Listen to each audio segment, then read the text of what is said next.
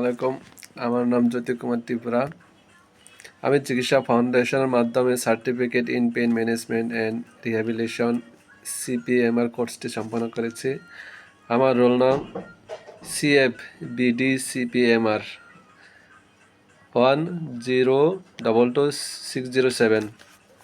প্রথমে আমি ধন্যবাদ জানাই শ্রদ্ধেয় ডাক্তার শরীফুল হৃদয় স্যারকে। তিনি আমাদের ক্লাসগুলো ধৈর্য সহকারে করিয়েছিলেন। এই ক্লাসগুলো শরীরে বিভিন্ন পেইন ম্যানেজমেন্ট সম্পর্কে জেনেছি। পেইন কী, কেন হয়, তার লক্ষণগুলো কীভাবে ডায়াগনোসিস করা যায়, কি পরীক্ষা করতে হয়, পরীক্ষার পর কি ওষুধ খেতে হয় বা কি থেরাপি দিতে হয়,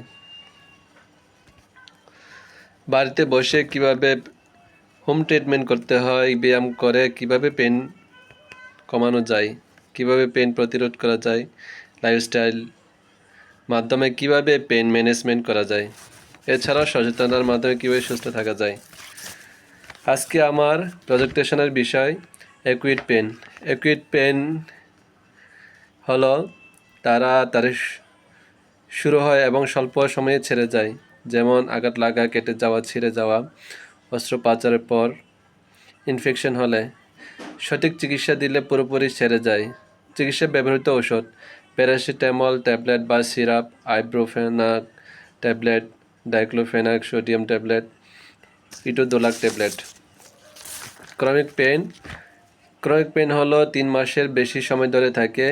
এটি নিজে একটি রোগ, যেমন আর্থ্রাইটিস, নিচে পিঠ ব্যথা, low back pain, fibromyalgia, neuropathic pain.